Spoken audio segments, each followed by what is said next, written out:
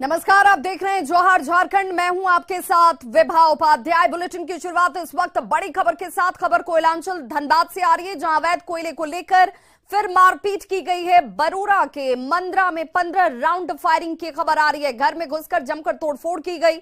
वहीं मारपीट में 2 लोग घायल बताए जा रहे हैं, जिन्हें SNMMCH रेफर किया गया है। पुलिस ने मौके से खोखे को जब्त किया है। वहीं बरूरा और बाघमारा पुलिस मौके पर इस वक्त कैंप कर रही है।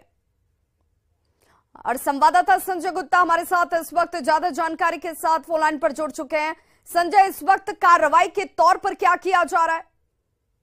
फिलहाल तो जो ही पुलिस को सूचना मिली है, पुलिस यहाँ 2 थानों की पुलिस वहां पर पहुंची हुई है और वहां कैंप कर रही है। लेकिन वहां पर जो महिलाओं का आक्रोश है वो सबसे अधिक है। उनका कहना है कि जो अवैध कोयला का यहाँ कारोबार चल रहा है और बाइक में जो कोयला लेके जाते हैं वो उनके जमीन की तरफ से लेके जाते हैं और इसमें उन लोगों को चोटिल या घायल होने का आशंका रहता और यही कारण है कि ये लोग विरोध कर रहे हैं। सबसे पहले तो सुबह सुबह ये दोनों पक्षों में मारपीट हुई, जिसमें कुछ लोग आंशिक रूप से घायल हुए थे। लेकिन फिर दोपहर होते होते इन दोनों गुटों में मारपीट हुई और जब महिलाएं उसकी शिकायत करने के लिए थाना पहुंचे हुए थे, उस समय एक गुट के लोग वहां मंदरा में पहुंचकर 4-5 घरों में घुसकर तोड़फोड़ किया है। उस समय वहां पर घर में कुछ महिलाएं थी जो डरी सहमी थी और बताया जा रहा है कि लगभग 15 राउंड लगभग फायरिंग किया गया। लोग हाथ में तलवार, लाठी, डंडे सभी लेकर आए हुए थे और लोग शामिल हुए हैं। पुलिस को जो ही सूचना मिली है वहां पर कैंप कर रहे हैं, समझाने का प्रयास कर रहे हैं। पुलिस का कहना है कि जब तक कोई शिकायत नहीं मिलती है तब तक वो यहाँ जांच कर रहे हैं और उसके बाद जो भी दोषी होंगे इस मामले में अब तक FIR दर्ज हुई है? फिलहाल तो दोनों पक्ष के द्वारा किसी तरह का कोई लिखित शिकायत नहीं दिया गया, क्योंकि अवैध कोयला से कारोबार से जुड़ा हुआ मामला है और कहीं न कहीं दोनों ही पक्ष इस मामले में संलिप्त होते हैं और यही कारण है कि अब तक पुलिस के जो कोई लिखित शिकायत नहीं दी गई है। और वहां मौके से ग्रामीणों ने 2 खोखा जो है पुलिस को जब्त बरामद कर दिया है, लेकिन पुलिस ने उन खोखा को अभी फिलहाल बहुत बहुत शुक्रिया संजय गुप्ता इस तमाम जानकारी के लिए। तो फिलहाल किसी तरह का मामला दर्ज नहीं होने की वजह से पुलिस ने कोई कार्रवाई नहीं की, लेकिन एहतियाती तौर पर पुलिस कैंप जरूर कर रही है। तो ये एक्सक्लूसिव तस्वीरें इस वक्त आपके टीवी स्क्रीन पर, जहां पर घरों के सामान बिखरे हुए नजर आते हैं। अवैध कोयले का कारोबार यहां पर धड़ल्ले से किया जाता है और इसी को लेकर संघर्ष और मारपीट की खबरें आए दिन नजर आ रही हैं। जो मेरा भैंस था सब मिलकर एकदम मार के चल गया है। करीब 15 वो फायरिंग किया है। कौन लोग था? शंकर मुखिया सब आदमी था, ठकुरा का बेटा था। क्या कारण है? क्या करें, कोयला चोरी करे हुआ मना किया, ये महीने जाने देंगे उसके लिए किया है। हर कौन सी करेगा, जमीन का झंझट है। देखिए हम लोग सब तो थानवे में थे और यहाँ तो सब लेडीज सब पानी नहीं भर रहा था। अब यहाँ पर सुन रहे कि जो ठाकुर है, क्या नाम है, ये टिंकू नाम है, वो पूरा सुनते फायर पूरा कर रहा था गोली और 2 गो थाना लगे चुन के दिए हैं। वहीं बड़ी खबर साहिबगंज से आ रही है, जहां राजमहल थाना क्षेत्र में एक नाबालिग से गैंगरेप के 4 युवकों के ऊपर आरोप और उसे लेकर जान से मारने की कोशिश भी की गई है, लेकिन लड़की की जान बाल बाल बची है। घर से करीब 500 मीटर की दूरी पर इस वारदात को अंजाम दिया गया और गैंगरेप करने के बाद उसे जंगल में कांटे के ऊपर फेंक कर ये लोग फरार हो गए। पीड़ित के रोने की आवाज सुनकर लोग मौके पर पहुंचे, जिसके बाद इसकी जानकारी राजमहल पुलिस को दी गई है। बताया जाता है कि परिवार के लोग सरस्वती पूजा विसर्जन जुलूस देखने के लिए बाहर गए हुए थे और इसी दौरान वॉशरूम जाने के दौरान घर से लड़की को जबरन उठाकर ये 4 युवक लेकर जाते हैं। गैंगरेप की घटना को अंजाम दिया जाता है और जान से मारने की कोशिश तक की गई।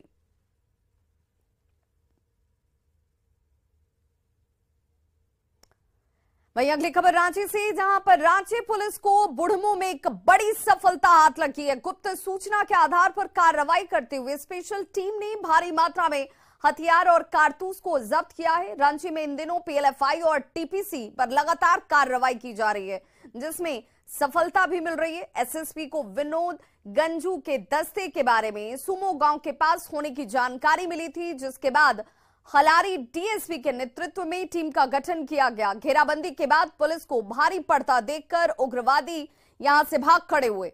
अब तक सर्च ऑपरेशन में 771 राउंड से ज्यादा इंसास के जिंदा कारतूस को जब्त किया गया है, जिसकी तस्वीर आप इस वक्त देख भी पा रहे हैं।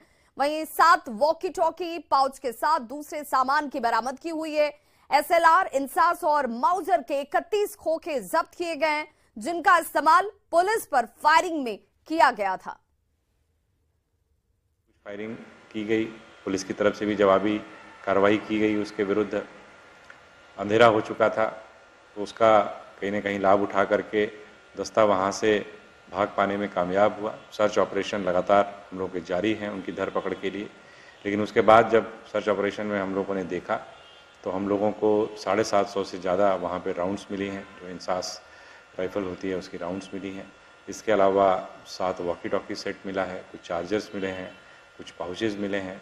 तो एक तरीके से एक कहीं न कहीं जिसका उपयोग या दुरुपयोग कह सकते हैं फोर्सेस के अगेंस्ट हो सकता था, उस असले को जब्त करने में पुलिस को सफलता मिली। अपहरण के एक मामले में देवघर पुलिस को बड़ी कामयाबी हाथ लगी है। पुलिस ने अपहरण की जानकारी मिलने के बाद 24 घंटे के भीतर ही शमशेद अंसारी का रेस्क्यू कर लिया। वहीं वारदात को अंजाम देने में शामिल 3 आरोपियों को बिहार से गिरफ्तार किया गया है। सारठ का रहने वाला शमशेद 22 जनवरी को देवघर आया हुआ था, जिसके बाद से ही वो लापता बताया गया। शमशेद साइबर क्राइम में शामिल रहा है। 27 जनवरी को मामला दर्ज होने के बाद पुलिस ने 28 जनवरी को उसका रेस्क्यू कर लिया। पीड़ित के मुताबिक 11 आरोपियों ने शमशेद का अपहरण किया था और फिलहाल पुलिस पकड़े गए इन बदमाशों से बरामद मोबाइल के डिटेल्स को खंगालकर बाकी आरोपियों की तलाश में जुटी है। 23 को नगर थाना में एक मामला प्रकाश में आया था कि सारठ के रहने वाले एक व्यक्ति का देवघर से अपहरण कर लिया गया है और रैंसम की मांग की जा रही है।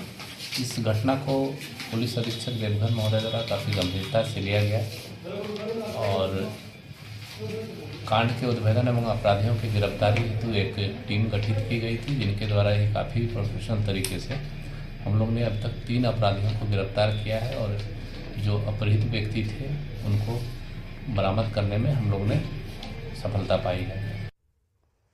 लातेहार के सदर अस्पताल में एक बार फिर डॉक्टर्स की लापरवाही सामने आई। यहां सुबह से ही मरीज ओपीडी के बाहर बैठे हुए नजर आए, लेकिन तय समय बीतने और रोस्टर होते हुए भी डॉक्टर नदारद थे।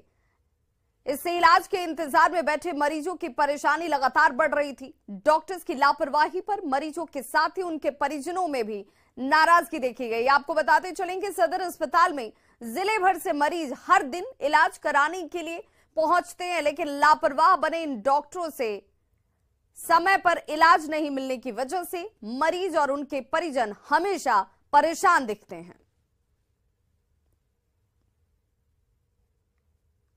गुमला में जंगली हाथियों के झुंड ने जमकर तबाही मचाई है। जंगली हाथियों का झुंड रविवार की रात करीब 10 बजे रायडी प्रखंड के कुकुरचिप्टा गांव पहुंचता है, जहां एक घर को क्षतिग्रस्त कर दिया गया। इस दौरान घर में सोई मां और उसके 2 बच्चे बाल बाल बच गए। घटना की सूचना मिलने पर वन विभाग की टीम मौके पर पहुंची और इसके बाद हाथियों के झुंड को खेत में लगी हुई फसल को रौंदते हुए हरियाणा छापर की ओर निकाला गया। इस दौरान तेतर टोली की बात कर लें और नारू टोली की बात कर लें तो हाथियों ने घुसने की कोशिश इन इलाकों में भी की, लेकिन लोगों ने मशाल जलाकर और हल्ला कर उन्हें यहां से खदेड़ा है, जिसके बाद वन विभाग के अधिकारियों ने सूझबूझ के साथ सभी हाथियों को बरटोली के घने जंगलों की तरफ पहुंचा दिया। वहीं फिलहाल जंगली हाथियों का झुंड बरटोली के जंगलों में ही डेरा डाले हुए हैं।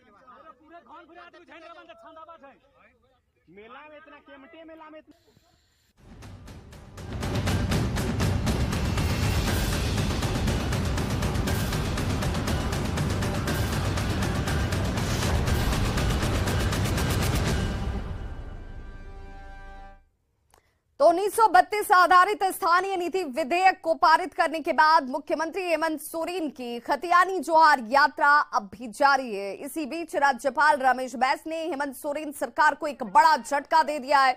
उन्होंने विधानसभा से पारित 1932 खतियान आधारित स्थानीय नीति विधेयक 2022 को वापस कर दिया है, लौटा दिया है। राज्यपाल ने विधेयक को लौटाते हुए कहा है कि सरकार इस विधेयक की वैधानिकता की समीक्षा करे। क्या ये संविधान और सर्वोच्च न्यायालय के आदेशों और निर्देशों के अनुरूप है, क्योंकि इसकी अनिवार्यता जरूरी है। उन्होंने इस विधेयक की वैधानिकता की समीक्षा करने के भी निर्देश दिए हैं।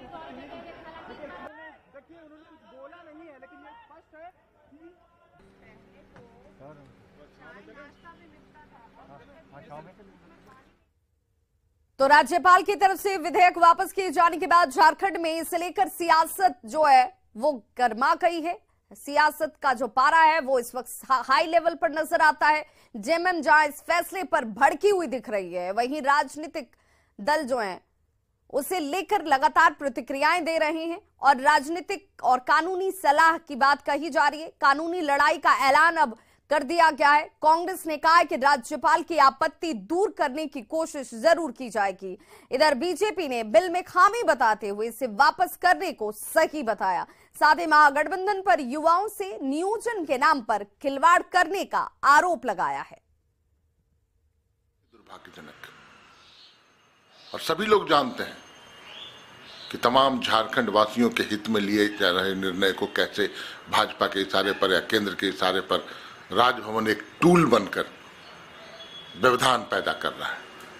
भारतीय जनता पार्टी नहीं, बाहरी जनता पार्टी झारखंडी जनमानस का प्रतिनिधित्व नहीं करती है। ये बाहरी लोगों के लिए काम करती है और उन्हीं के इशारे पर इस तरह के निर्णय हो रहे हैं। सरकार निश्चित रूप से प्रतिबद्ध है। हम देखेंगे आगे की अदालती कार्रवाई या राजनीतिक लड़ाई कैसे लड़ी जाएगी, लेकिन इतना तय है कि माननीय हेमंत सोरेन जी 32 के खतियान के आधार पर नियोजन नीति ये सरकार लागू करके रहेगी, हर हाल में करके रहेगी। देखिए, ये मामला झारखंड के लोगों के मूल भावना से जुड़ा हुआ है। यहाँ के अस्मिता और सम्मान का विषय है। इस पर राजनीति कतई नहीं होनी चाहिए। वैसे भी विधेयक जब विधानसभा में जाता है तो विधि परामर्श के बाद ही जाता है। बावजूद उसके अगर राज्यपाल जी की कोई आपत्तियां हैं तो निश्चित रूप से उसका अध्ययन होना चाहिए और सरकार निश्चित रूप से उसका अध्ययन करवाएगी भी। सवाल है कि यदि बिल में खामियां होंगी तो वहां में राज्यपाल उठाएंगे ही। कोई राज्यपाल रहेगा तो उस मामले को आंख मूंद कर साइन नहीं करेंगे बल्कि लौटाएंगे। तो कहने का मतलब यह है कि आप समय बर्बाद कर रहे हैं, नौजवानों का भविष्य बर्बाद कर रहे हैं। आप उनके भविष्य के साथ खिलवाड़ करना बंद कीजिए। ये कांग्रेस, जेएमएम और राजद ये तीनों नहीं चाहती है कि झारखंड के नौजवान हमारे खुशहाल रहें। यही कारण है कि इस तरह के ये कवायद करती है, झूठे कवायद करती है। तो 1932 के खतियान पर आधारित नियोजन नीति वाले विधेयक को राज्य सरकार को वापस भेज दिए जाने पर राजधानी के लोगों ने अपनी प्रतिक्रिया दी। इस मामले पर राजधानी वासियों की मिली जुली राय नजर आई। कुछ लोग इसे पूरी तरह से सियासत से जोड़कर बता रहे हैं और देख रहे हैं, तो कुछ राज्यपाल की आपत्ति को सही मानते हैं। राजधानी के लोगों से बात की न्यूज़ 18 संवाददाता संजय कुमार सिन्हा ने। 1932 के खतियान पर आधारित नियोजन नीति वाली विधेयक को राज्यपाल ने सरकार को वापस लौटा दिया है। इस मुद्दे पर राजधानी के लोग क्या सोचते हैं, उनके मन में क्या चल रहा है, हम सीधे जानने की कोशिश करेंगे। ये जो विधेयक को लौटा दिया गया, तो आप लोग क्या सोचते हैं इस विषय पर? जी, बहुत सा खामियां था इसमें जिसको सरकार को संशोधित करना चाहिए था, तो इसलिए राज्यपाल महोदय के द्वारा सही किया गया है। जी, आपको लगता है कि ये जो कुछ हुआ सही हुआ? जी हाँ, सही हुआ। आपको क्या लगता है? मेरे ख्याल से तो ये गलत हुआ है, चूँकि आगे भेजना चाहिए था। जब तक ये 9वीं अनुसूची के लिए चूँकि भेजा जा रहा है तो वहाँ विधि सवत और कानूनी पहलू को वहाँ पे रखते हुए लागू होने से एक यहाँ के लोगों को मतलब कि एक सुरक्षा कवच मिलता, जिससे सीएम हेमंत सोरेन की खतियानी ज्वार यात्रा आज सरायकेला में रहेगी और इसमें बिरसा मुंडा स्टेडियम में जनसभा को संबोधित भी करना है मुख्यमंत्री की तरफ से। और आयोजन इसी ग्राउंड में किया गया है जहां सीएम आम जनता के साथ सीधा संवाद स्थापित करने वाले हैं। कार्यक्रम के बाद सीएम आज शाम में जमशेदपुर पहुंचेंगे। आज की खतियानी ज्वार यात्रा पर सभी लोगों की नजरें टिकी हुई हैं, क्योंकि राज्यपाल ने जिस तरीके से 1932 के खतियान आधारित स्थानीय नीति से जुड़े हुए विधेयक को वापस कर दिया है, ऐसे में इसके बाद आज के पहले सार्वजनिक कार्यक्रम में सीएम इस मुद्दे पर सरकार के अगले कदम का भी ऐलान कर सकते हैं।